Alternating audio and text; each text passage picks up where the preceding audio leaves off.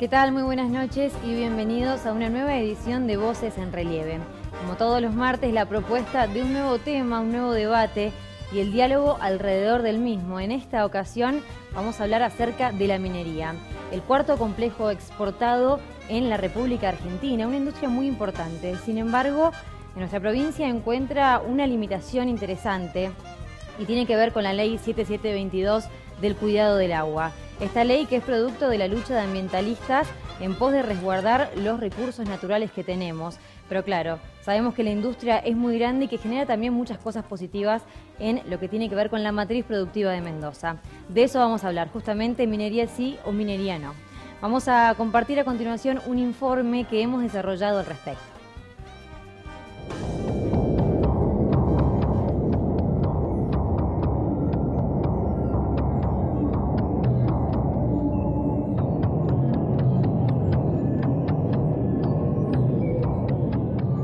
Se genera un movimiento de rechazo hacia la minería en general, sin distinguir una cosa de la otra, sin analizar los proyectos en profundidad. Estamos en contra de la megaminería, no de la minería en general. La megaminería es cuando hablamos de explotaciones a gran escala, generalmente de minerales metalíferos, que se realizan utilizando grandes cantidades de agua, químicos tóxicos que se liberan en el ambiente.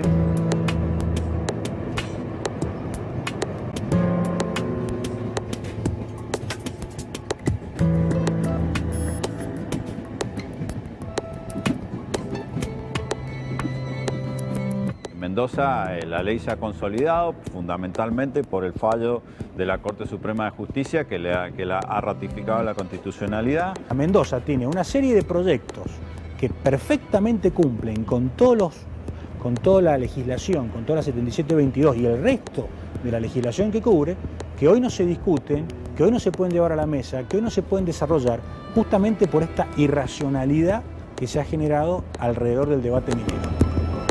Por el agua pura. Nuevo derrame de cianuro en la mina Veladero.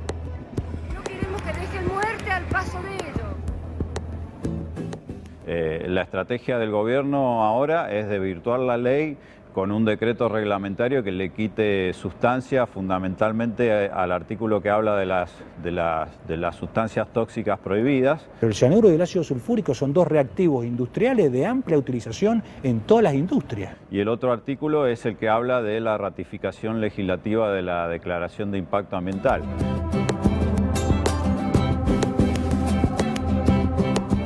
Desgraciadamente se paralizan todos los proyectos de exploración en la provincia, bueno, al haber una gran indefinición respecto a si vos podías llevar adelante los proyectos o no. La forma de mirar la minería de mala manera, no nos han dado la posibilidad de poder explorar como corresponde. Y una total ausencia del gobierno, que en un momento, digamos, decidió correrse a un lado del debate y dejar que esto se transformase en una cuestión, digamos, de anti y pros. La oportunidad que se perdió básicamente en estos últimos 10 años por no abordar el tema a partir del diálogo, con paciencia, con racionalidad, con madurez, es enorme. De parte de las asambleas siempre ha habido predisposición. Lo que pasa es que todo se maneja en función del interés económico del sector y no el interés general de la población.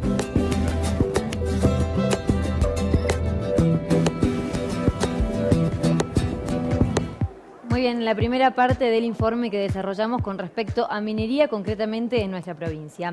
Pero ya estamos en presencia de nuestros invitados que seguramente van a poder hablar más sobre el tema. Contamos con la presencia de Mario Chabert. Él es el presidente de la Cámara Mendocina de Empresarios Mineros. ¿Qué tal, Mario? Gracias por venir. Gracias, muy amable a ustedes. También tenemos la presencia de Aldo Rodríguez Salas. Él es abogado especialista en Derecho Ambiental. ¿Qué tal, Aldo? Gracias por venir. Y también la presencia de Marcelo Giró, de la Asamblea Popular por el Agua, pero además de profesión geógrafo. ¿Qué tal? Muy buenas noches. Bienvenido. Muchas gracias. Bueno, recién teníamos la posibilidad de ver este informe. Intentamos dejar claramente cuáles son las dos posturas de un lado y del otro. Le pregunto, Mario, ¿qué le significó a la provincia esto que decía Emilio Guiñazú, los 10 años de no tener actividad minera? Primero son 12 años, no son 10. Y se ha demostrado claramente que hace 12 años que la provincia ha prohibido en forma absoluta el desarrollo de la minería y todos nos tenemos que preguntar honestamente, en cuanto ha mejorado la provincia, que está mucho mejor que estamos nosotros sin minería, y creemos que ha llegado el momento de probar haciendo minería, para lo cual Emilio Guiñazú ha sido muy claro en ese sentido. El año pasado se ha desarrollado en Mendoza algo inédito en el país, que fue el espacio de diálogo, en donde absolutamente la totalidad de la población estaba invitada a participar, y las conclusiones de ese espacio, en donde hubo más de 1.500 personas participando, cientos de horas de desarrollo de exposiciones, apoyadas en forma racional y con bibliografía. El resultado de ese espacio va a ser tenido en cuenta para la formulación de una política de Estado para el desarrollo de la minería en Mendoza. Por supuesto, cumpliendo con las leyes actualmente vigentes, inclusive la 7722, pero también con el cumplimiento de las leyes nacionales y con el cumplimiento de las leyes provinciales que avalan el desarrollo minero. Eso es lo que en este momento está en una etapa de borrador, y casi todas las instituciones estamos reviendo ese trabajo y haciendo aportes al mismo. Esperamos que en el corto plazo, ojalá junto con la política de Estado a nivel nacional que se está haciendo con el nuevo acuerdo federal minero, fijen los marcos en donde se pueda desarrollar la minería en el país y en la provincia. El marco significa dónde se puede hacer minería, qué tipo de minería se puede hacer, de qué manera se puede hacer y cómo. Entonces, eso es lo que creemos, ojalá, que a corto plazo esté expuesto como una política de Estado. Marcelo, te pregunto, ¿qué papel jugó en ese marco o en ese acuerdo, esa mesa de diálogo, la Asamblea Popular por el Agua o los ambientalistas de aquí de Mendoza? Bueno, hubo en el lanzamiento de este espacio de diálogo convocado por dos organismos del gobierno provincial, pero en el cual claramente la Subsecretaría de Minería llevó la voz cantante. Muchos participamos de la primera reunión del lanzamiento de esta convocatoria. Se nos había invitado a prácticamente la mayoría de quienes allí fuimos un par de días antes. No hubo, digamos, una disposición a hacer una convocatoria muy amplia. Recuerdo, habremos estado allí en el centro de congresos en total unas 150, 200 personas, y posteriormente a eso hubo un debate interno entre los miembros de las asambleas y de algunas otras organizaciones, pero principalmente las asambleas mendocinas por el agua pura de los distintos departamentos de la provincia. Yo en esa reunión en particular no pude estar, pero conocí un poco sus conclusiones. Y si bien había habido la intención por parte de muchos de seguir participando de cada una de todas estas sucesivas reuniones, el conjunto de las asambleas consideraron que no estaban dadas las condiciones para un diálogo fructífero en el cual la cancha estuviera equilibrada, por así decirlo, y de ninguna manera se aceptaron las asambleas, por ejemplo, el hecho de que entre las propuestas que fueron avaladas e incluidas en el temario se incluyera, por ejemplo, la posibilidad de derogar o reglamentar o zonificar, digamos, restringiendo el ámbito geográfico de aplicación de la Ley 7722. Esto las asambleas consideraron que de ninguna manera era una cuestión negociable que pudiera llegar a ser sometida a diálogo, a discusión, y fue uno de los motivos que justamente motivaron la decisión de no participar. Además, el hecho de que entre los planteos originarios, que se formularon para justificar esta convocatoria, un espacio de diálogo, según la Subsecretaría de Minería, era que estaba claro que minería no se puede hacer en función justamente de la Ley 7722, pero que no estaba claro cuál sí.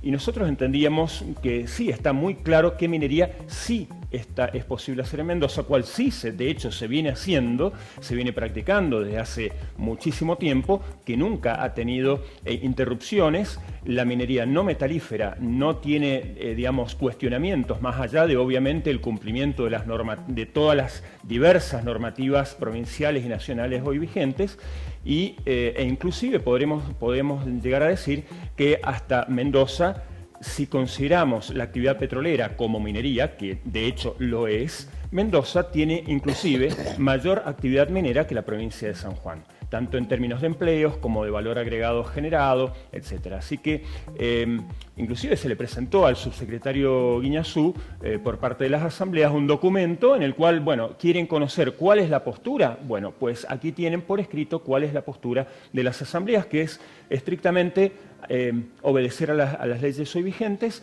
y esta minería de ninguna manera está en discusión. Aldo, tengo entendido que usted trabajó como asesor del gobierno en el marco de la ley.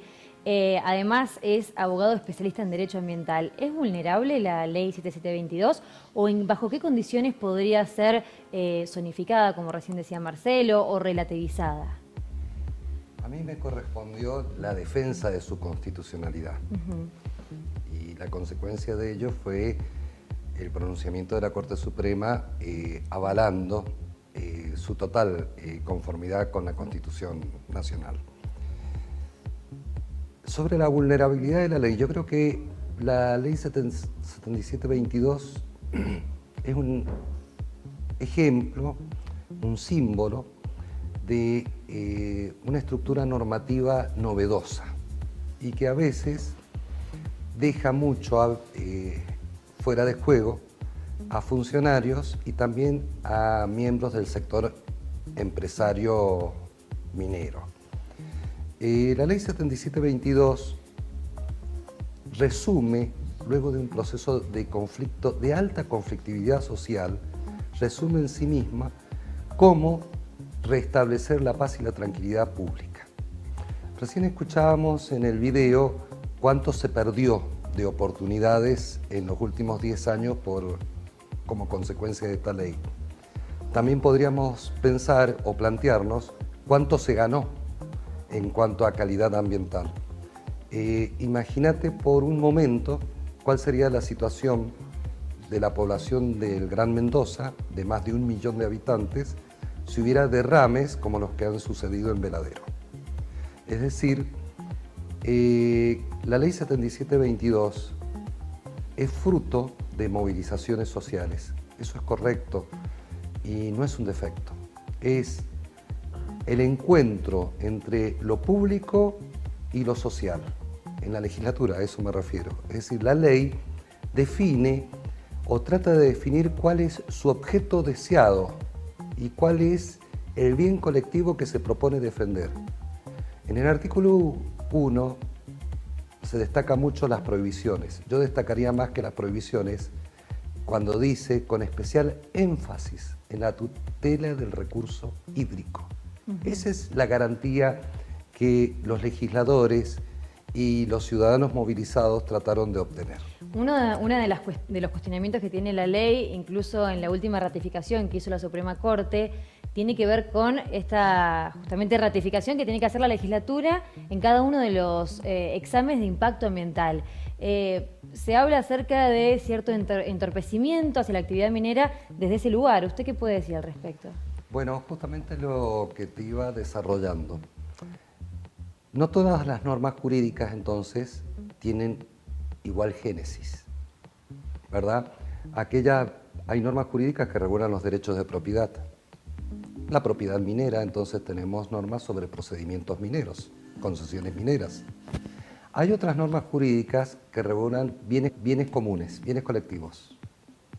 En Mendoza, el bien colectivo por excelencia es el agua escasa. Entonces, nosotros lo que nos encontramos es que el legislador, no en esta ley, sino en muchas leyes, se ha reservado para sí la autorización final. En la Constitución de Mendoza, la concesión de agua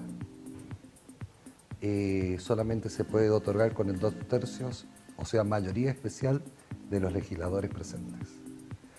No es la única, las leyes de concesiones de servicios y obras públicas exigen ratificación legislativa. Por lo cual, 7722, como busca dar garantías a la ciudadanía, el legislador en el artículo 3 se reserva esa función. Luego de agotado el procedimiento administrativo que contempla audiencias públicas, dictámenes técnicos y una declaración de impacto ambiental que en este caso es el único en el cual esta declaración de impacto ambiental debe ir a la legislatura. Y sin la aprobación legislativa no tiene validez. Mario, recién usted mencionaba que ustedes están de acuerdo o respetarían la ley 7722 en la medida que también se respeten otras leyes nacionales. ¿A qué hace referencia concretamente? Además, así lo hemos de entrada, cuando empezamos a hablar en el espacio de diálogo, lo primero que se puso allí es el respeto de las leyes vigentes, entre las cuales está la 7722. Y así lo tomamos nosotros, el respeto de la ley mientras esté vigente o no sea derogada o no sea cambiada. Entonces, eso no está en discusión. Aquí no hay ningún tipo de posibilidad de discusión con el tema del cianuro, porque el cianuro no se puede usar en Mendoza. Entonces, utilizar el argumento, como utilizó el plenario de la Corte, del derrame de Veladero, porque a Mendoza no tiene ningún sentido. Pero eso nosotros estamos absolutamente dispuestos a accionar de acuerdo a la ley 7722. Creemos que hay muchos tipos de minería que pueden ser desarrollados. Si la ley 7722 fue una ley para proteger el agua y uno puede hacer minería dentro de la ley 7722, no hay ninguna razón para prohibir ese tipo de minería. No hay ninguna razón, salvo que la ley, como se la llama, sea una ley antiminera. Eso es otra cosa, eso es distinto. ¿Considera usted que la ley es antiminera? No, la ley antiminera, todos los periodistas dicen, la ley 7722, la ley antiminera, o la ley del pueblo que fue obtenida por la presión de los movimientos populares. No es ni malo ni bueno para nosotros, pero así fue.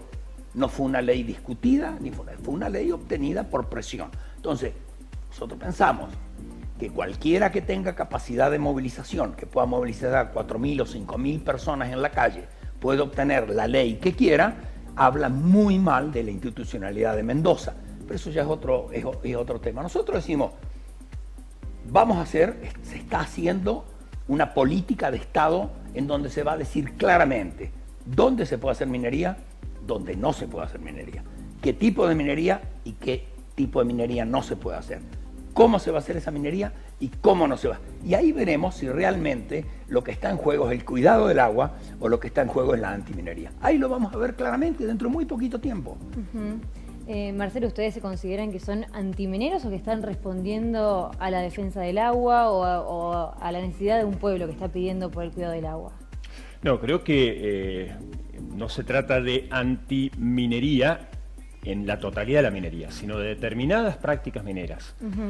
Por ejemplo, veíamos recién en el informe la palabra de Federico Soria, del licenciado Federico Soria, y él fue bastante claro. Se trata de la megaminería, de la minería en muy gran escala, como la mayoría de los proyectos que se han presentado, que se tienen en puerta o en discusión o con posibilidades de llevar adelante, y en particular de la minería metalífera, que es justamente la que representa la mayor parte de estos proyectos megamineros y a los cuales alude específicamente la ley 7722. De manera que, insisto, en Mendoza se viene haciendo históricamente minería no metalífera.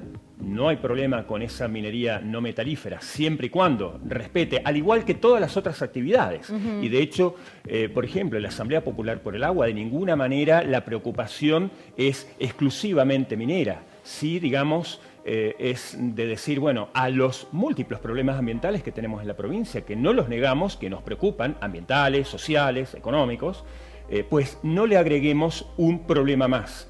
Lidiemos, tratemos de solucionar todo lo que hay que hacer, y eso estaría prioritaria del Estado, ¿no es cierto?, como responsable justamente de mejorar la calidad ambiental relativamente buena que tenemos los mendocinos si comparamos con muchos otros lugares del mundo, y por otra parte, bueno, evitar correr riesgos muy significativos justamente en relación a nuestro recurso o bien común por excelencia, que es el agua, ¿no es cierto? Entonces, no se trata de decirle un no rotundo a cualquier tipo de minería, se trata ante todo de cuidar el agua, de cuidar el ambiente, de cuidar nuestros bienes comunes y en particular respecto de la megaminería metalífera. En el marco de una nueva gestión, bueno, ya llevan un año, pero digo, la intención del gobierno, según la palabra de Emilio Guiñazú, recién lo veíamos en el informe, es quizás plantear otro tipo de postura, las diferentes ideas y cómo se puede avanzar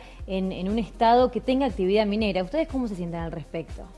Bueno, a ver, insisto que seguimos desconfiando, por ejemplo, más allá de la ratificación de la plena constitucionalidad de la Ley 7722 en diciembre de 2015, que, digamos, como no era una, sino eran muchas causas, son las que justamente se terminaron de cerrar la semana pasada, aludiendo al fallo ya plenario de la Corte dado hace algo más de un año, y tememos, sin embargo, que haya algún tipo de insistencia de ir en contra de estas pautas que claramente establece la 7722. De hecho, la argumentación de que hace el subsecretario Guiñazú en el informe justamente está aludiendo a querer justificar el uso del cianuro y el ácido sulfúrico con el mismo tipo de argumentos que utilizaron las empresas que plantearon las demandas ante la Suprema Corte y sobre lo cual la Corte ya se ha expedido. Es decir, que Guiñazú está en ese informe, en esa frase puntual, está reflotando argumentos que ya han sido dados de baja. E insisto, en la jornada de apertura de ese espacio de diálogo minero quedaron claramente planteados en los afiches las propuestas y aceptados y luego enviados por mail desde la Subsecretaría de Minería, entre los temas a tratar, justamente la posibilidad de modificar o alterar la Ley 7722, como de hecho inclusive en el espacio llamado de legales hubo 2 ponencias que apuntaban en este sentido. Aldo, le pregunto cómo se puede hacer a los fines técnicos para modificar una ley. ¿Decisión de quién es y ratificado por quién tiene que estar? Bueno, justamente voy a insistir con el concepto de que estas leyes, y no es la única la ley 7722, y ahí voy a ir a la ley 8051 de ordenamiento territorial y uso del suelo. Ambas leyes son frutos, en realidad, de reclamos y de movilizaciones sociales. En la ley 8051, uso del suelo, ordenamiento territorial, fíjate vos que la delantera o, ¿cómo te puedo decir?, el manejo y gestión de su elaboración lo toma la Universidad Nacional de Cuyo, pero acompañado de una multitud de organizaciones, instituciones científicas, académicas y sociales. Ayer el gobernador presentó en la legislatura el Plan Provincial de Ordenamiento Territorial. En la presentación se deja claro que lo que él está acompañando es fruto y el consenso de al menos 60 instituciones. Es decir, la norma ambiental se define por su legitimación social, no por un procedimiento legislativo determinado de mayorías y minorías. Es esa aceptación social la que le da eficacia. En el Plan Provincial de Ordenamiento Territorial presentado ayer hay 2 elementos muy interesantes. Se define la unidad de intervención territorial, son los oasis. Y cuando toma el oasis norte, lo toma como el oasis más vulnerable, el que tiene más de 1 millón de habitantes, el que concentra la mayoría de las actividades económicas, políticas, sociales, industriales, ¿verdad? Y al que en un tiempo relativamente breve la escasez hídrica puede amenazar. Lo dice expresamente en la presentación. Es decir, acá hay un factor de enorme importancia porque la sustentabilidad de la que hablamos no es en realidad una definición legal, sino que es la síntesis o algo modelado socialmente y que el legislador va captando, siempre con apoyo del fuerte sector científico técnico que tenemos en la provincia de Mendoza. En eso tenemos una ventaja que quizás en otras provincias no se da. El Plan Provincial de Ordenamiento Territorial es el primer paso para el cumplimiento de la Ley de Ordenamiento Territorial. En esa ley en una etapa del proceso se prevé el Plan Minero Provincial. Es decir, vos me preguntabas qué posibilidades hay.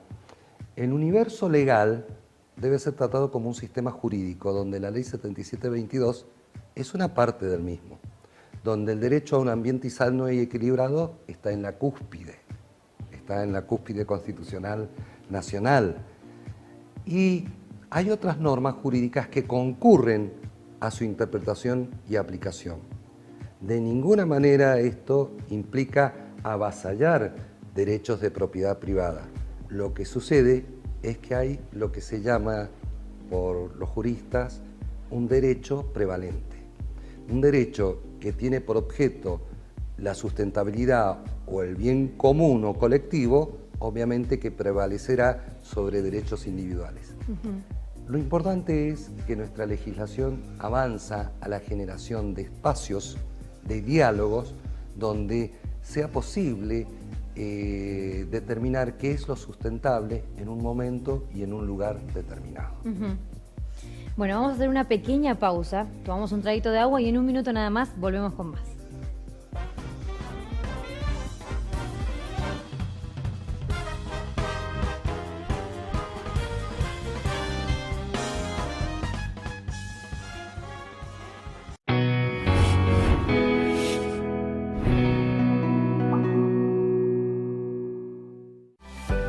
Mendoza inicia la campaña de vacunación antigripal.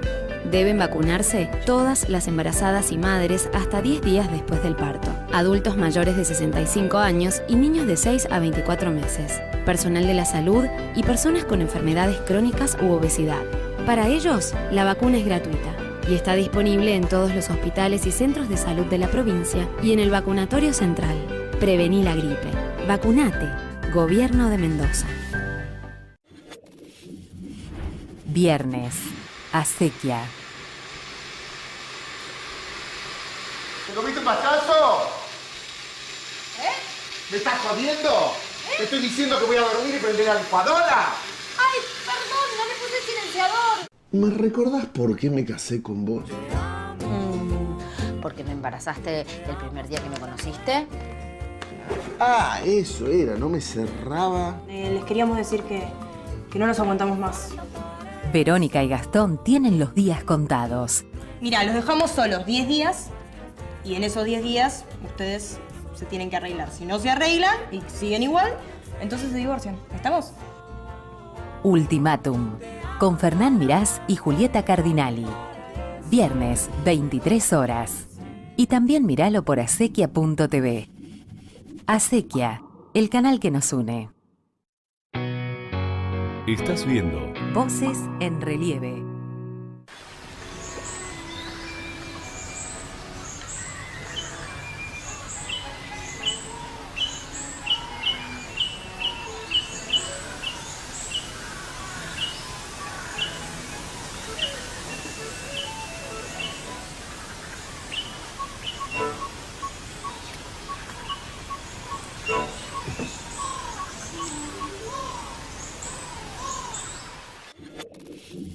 Lunes a viernes, Acequia. Antes de mandarlos a dormir, deja que los más chicos de la casa se sumerjan en las infinitas historias del tío Ernesto. Venía un señor y le dijo, perdón, ¿acá no había un corralón? Sí, pero está enfrente. ¿Por qué? Porque vino a la municipalidad y dijo corralón. Los cuentos del tío Ernesto. Lunes a viernes a las 22. Por Acequia, el canal que nos une.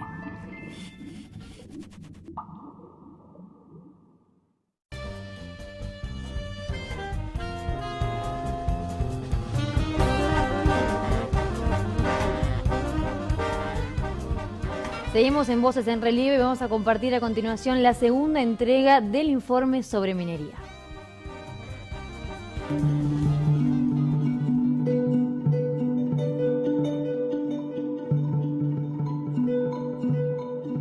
El Pacto Federal Minero hoy está a consideración de las autoridades nacionales y provinciales y yo te diría que yo participé de la elaboración del Pacto Federal Minero, es un muy buen documento.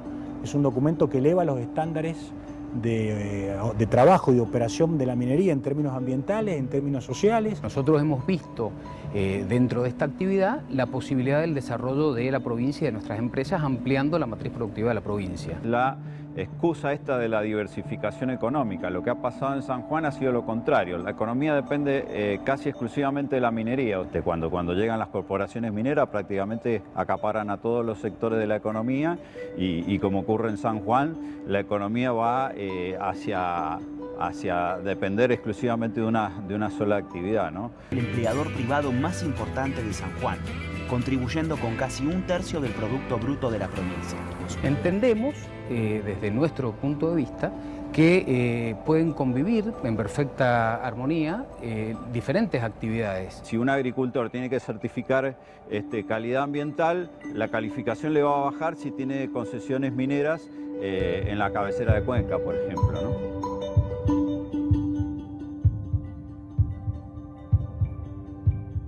Nos encontramos que estábamos todos en busca de lo mismo. Estamos todos queriendo buscar trabajo. El argumento de la generación de empleo es relativo, porque una corporación puede generar mucha cantidad de puestos de trabajo, pero al impactar las otras actividades económicas se genera desempleo, se genera pobreza. Hoy San Juan, después de 15 años de megaminería, es una de las provincias, y el Gran San Juan, una de las ciudades más pobres del país, medida por el INDEC. Evalúo los pros y los contras de ese nuevo equilibrio. Si los beneficios de ese nuevo equilibrio son mayores que los perjuicios que genera ese cambio, bueno, es una actividad legítima por la cual vale la pena apostar.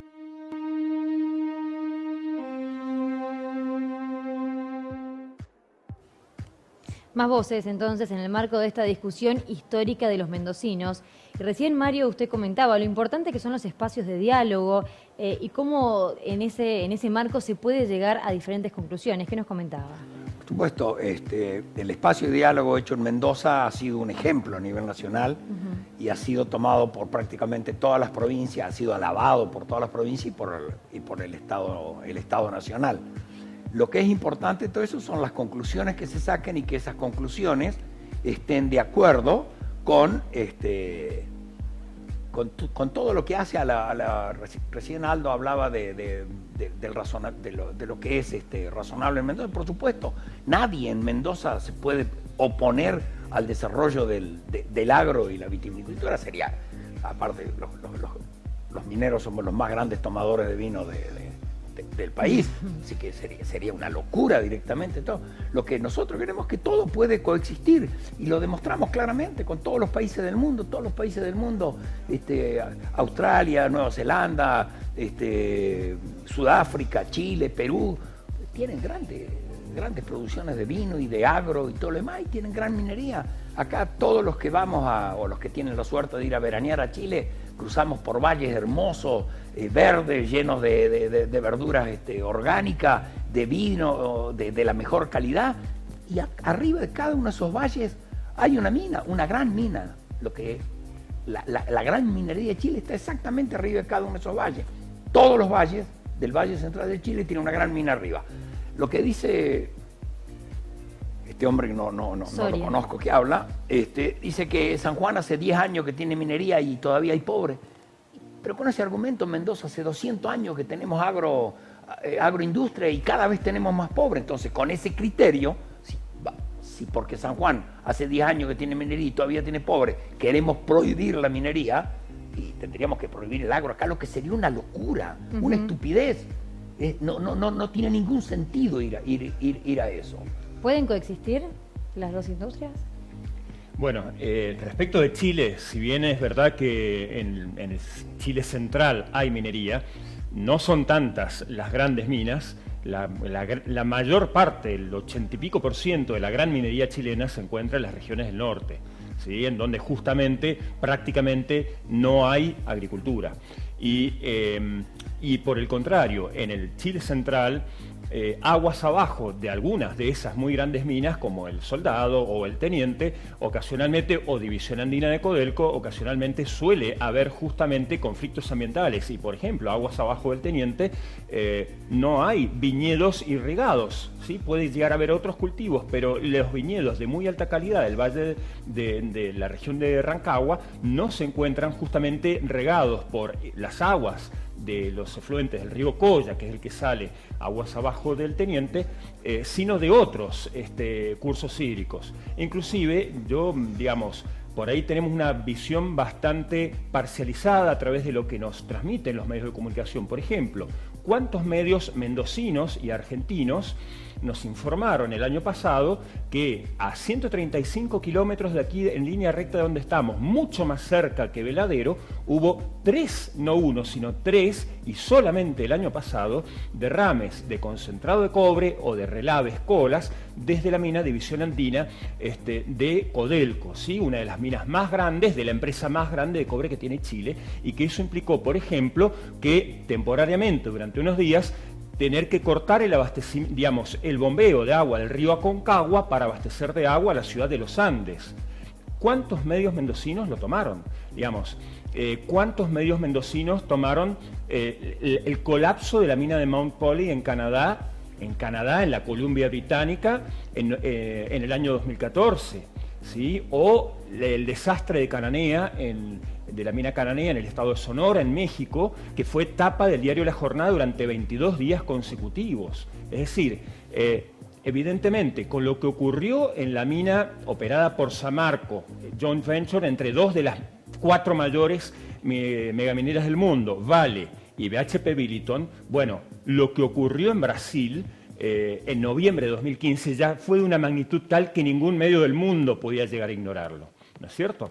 Pero no creamos que hay una convivencia tan armoniosa, porque o hay problemas ambientales o bien preventivamente, temiendo los problemas ambientales que muchos agricultores saben que se vienen, es que justamente en muchas regiones de Chile hay fuerte oposición y conflicto social. De hecho, fue un grupo de agricultores del Valle del Huasco los que llegaron hasta la Suprema Corte chilena batallando durante muchos años hasta que la Suprema Corte les dio razón y paralizó la construcción del proyecto Pascualama por las múltiples infracciones a la normativa ambiental. ¿Aldo? Bueno, yo creo que ha ilustrado claramente qué supone los riesgos de la minería. Es decir, no hay que dudar que se trata de una actividad lícita, ¿verdad? Una actividad susceptible de ser regulada y que puede generar beneficios económicos. Fundamentalmente interesan las fuentes laborales. Pero es una actividad de altos riesgos. En un informe elaborado por el Consejo Empresario Mendocino se trata el tema de minería sustentable, si es posible. Y lo primero que hace ese informe es explicar de que no se puede mentar la idea de minería sustentable, que no la hay, por su carácter extractivo. En realidad, la minería lo que pretende es agotar un recurso natural no renovable. Entonces, desde ahí que ese informe rechaza la idea de sustentable. Yo creo que, en realidad, lo que nos debería preocupar son las amenazas. Es decir, la sustentabilidad acá vista en el sentido de las generaciones futuras y las presentes, ¿qué riesgos están tomando cuando hay un emprendimiento que va a durar 15 años? Aguas Danone de Argentina hoy día está a cargo del Agua Villavicencio. La explotación de Agua Villavicencio en Mendoza tiene más de 100 años. Eso es una actividad sustentable. Las bodegas de Mendoza, muchas son centenarias, son actividades sustentables. ¿Contaminan? Sí, contaminan, es cierto, y sería bueno que el Departamento General de Irrigación mejorara sus controles sobre ello. Pero obviamente no se puede comparar la contaminación difusa con las sustancias de las bodegas con un proceso de contaminación puntual y que puede ser masivo. Hidrocarburos, digo, lo incluimos dentro de minería, entonces. Sin duda. Sin duda que la provincia, yo, y esto es muy personal mío, tiene una deuda con el control de la actividad hidrocarburífera en Mendoza. Es decir, yo te voy a dar simplemente datos que han desequilibrado la balanza en contra y que ha perjudicado a la minería o a quienes la promueven. ¿Cómo puede ser que el gobierno provincial durante los años 2004 y 2007 no tuvo director de protección ambiental? Tenía otro nombre la dirección en aquella época. No lo tuvo. Cuando las movilizaciones sociales tuvieron lugar en la provincia, que se hicieron muy fuertes en el año 2005, 2006, 2007 y después volvió a revitalizarse con el proyecto San Jorge, es curioso, pero yo te puedo señalar claramente que la provincia de Mendoza carecía de una política hacia el sector, una política minero-ambiental. Creo que, por supuesto, y creo que lo que se subraya con la mesa minera y con otros procesos como el Consejo Provincial de Ordenamiento Territorial es justamente la construcción de una política minero-ambiental sustentable para los mendocinos. Es decir, a veces se recurre mucho a la fórmula cómo es en Chile, cómo es en Canadá o cómo es no sé dónde. El ambiente no es algo que se replique automáticamente. Nuestros glaciares, que son la fuente de agua de todos nuestros ríos y de los cuales dependemos absolutamente para la continuidad de la vida en la provincia de Mendoza, es, ¿cómo te puedo decir?, la reserva que nosotros debemos preservar. Ahí es donde apunta la 7722. Si vos la lees, no dice realmente que se refiere a las nacientes, pero la minería tiene lugar ahí. Tiene lugar en las montañas. Las montañas son las que están las ricas en minerales. Ahí también están nuestras fuentes de agua. Entonces ahí se da la conflictividad o la competencia. Eso es lo que debe resolverse. Mario, le pregunto si existe la minería sustentable entonces. Bueno, hay dos, van a decir. O sea, la minería extrae, utiliza, transforma recursos no renovables. Lo que a esos recursos los hace, les da cierto grado de renovabilidad, es la exploración. O sea, estamos haciendo minería desde hace 7.000 años. Cada vez tenemos más minerales, disponemos de más minerales. En cuanto quiero hacer una pequeña referencia sobre la megaminería. No hay ningún proyecto de lo que la antiminería llama megaminería en Mendoza. San Jorge es un proyecto de mediana minería por su tamaño, por su cantidad de mano de obra, por su producción. Es mediana minería. La gran minería, lo que hay en este momento en Chile, vos dijiste recién muy bien de un desarrollo sustentable de 100 años, el teniente hace 110 años que está trabajando. Las minas del norte de Chile hace más de 100 años que están trabajando. No por eso las hace que sean sustentables o no. La sustentabilidad está en otra cosa. Entonces, lo que nosotros hicimos es cierto, la minería utiliza los recursos naturales no renovables, pero los hace renovables fundamentalmente la exploración, el desarrollo continuo.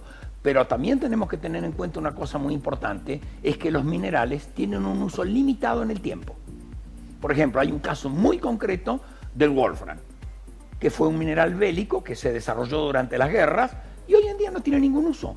Entonces, si hubiésemos no explotado el wolfram en su momento para dejárselo a las generaciones futuras, como algunos nos dicen, muy probablemente hoy no tendría ningún sentido. Es lo mismo el cobre. Ya hay subsidiarios del cobre en forma que están siendo desarrollados en laboratorio. Yo no sé si dentro de 20 años las minas de cobre que hoy pueden funcionar van a funcionar. Además, estamos fuertemente trabajando en la minería de los fondos oceánicos. Estamos trabajando fuertemente en la minería de los asteroides, en la minería lunar.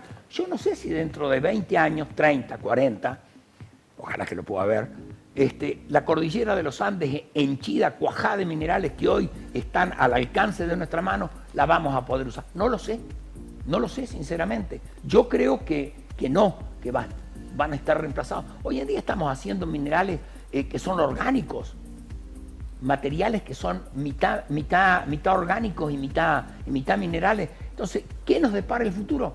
No sé. Pero hoy lo que sí sé es que al alcance de la mano, fácilmente y en forma económica, tenemos recursos minerales que el mundo entero necesita. No nos olvidemos que somos 7.200 millones de habitantes. La pequeña minería, la minería artesanal, no sirve para este mundo. Tampoco sirve para este mundo tener verduras orgánicas creadas en el fondo de nuestra casa. No sirve, tenemos que usar transgénicos. Y lamentablemente, la gente que se opone en el mundo, estoy hablando, a la minería, se opone a los transgénicos, se opone al petróleo, se oponen a los puertos, se oponen a los diques. Hay todo un movimiento en contra de los diques para generar hidroelectricidad. Ustedes han oído hablar de la Patagonia sin represas. Ustedes han oído hablar de la oposición que está haciendo Greenpeace a las represas de la Patagonia. O sea, estamos hablando de una utopía que lamentablemente somos los 7.200 millones, tenemos que darle combustible, energía, minería. Y la única manera de dárselo es con estos sistemas que tenemos hoy. Posiblemente mañana tengamos otro sistema, no tengamos que usar cianuro, ojalá, que es mala palabra, ojalá no tengamos que usar, pero el uso del ácido sulfúrico, por ejemplo, marca el desarrollo de un pueblo. Realmente el 70% del ácido sulfúrico del mundo se utiliza para hacer fertilizante. Si hoy en día no utilizáramos la minería para hacer fertilizantes para el campo, necesitaríamos exactamente el doble de superficie sembrada para producir lo mismo. Entonces la minería es indispensable, es fundamental, no podemos negarla, y si la negamos va a ocurrir en otro lado. O sea, lo que creo nosotros es que en Mendoza tenemos una situación muy especial, y es que tenemos una gran cantidad de minerales que no hemos sido aprovechados. Pero Mendoza ha sido una provincia minera, no nos olvidemos de eso. Mendoza ha sido una gran provincia minera, no nos olvidemos de eso. Bueno, y podemos volver a hacerla, sin duda. Tenemos que ir cerrando esta edición. Antes les voy a pedir, a modo de cierre, que cada uno tiene unos minutos para decir básicamente una conclusión del diálogo minero, en este caso. Marcelo. Bueno, creo que en primer lugar, 2 palabras acerca del empleo.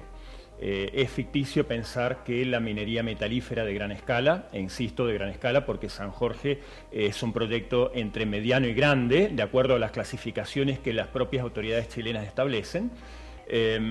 Este tipo de minería genera muy poco empleo, y no solamente datos que nosotros hemos recopilado, sino la propia CEPAL, la Comisión Económica para América Latina de Naciones Unidas, indica claramente que se genera un empleo cada 2 millones de dólares de inversión de extranjera directa, porque se trata en la inmensa mayoría de los casos de grandes capitales extranjeros. Es, junto con el petróleo, la minería metalífera y el petróleo, las 2 actividades que menos empleo, tanto directo como también indirecto, en nuestros propios territorios generan. Todas las otras actividades generan mucho más. Para darte una idea, la minería metalífera más la no metalífera representan hoy en la Argentina, con toda la minería metalífera que hay en otras provincias, apenas el 0,2% de los trabajadores registrados, ¿sí? Por otra parte, desde el punto de vista de la generación de recursos para el Estado provincial, en cuanto a regalías, si hoy Potasio Río Colorado estuviera en explotación, me importaría al fisco, este año le estaría entregando en forma de regalías 150 millones de pesos a la cotización actual del potasio y del dólar, sobre un presupuesto total de casi 74.000 millones de pesos provincial. ¿Sí? El proyecto San Jorge estaría tributando, en realidad no es un tributo, la regalía es 135 millones de pesos versus un presupuesto de 74.000. ¿Qué queremos? ¿Tener 30 proyectos San Jorge en nuestra cordillera para aumentar en un 5% el presupuesto provincial?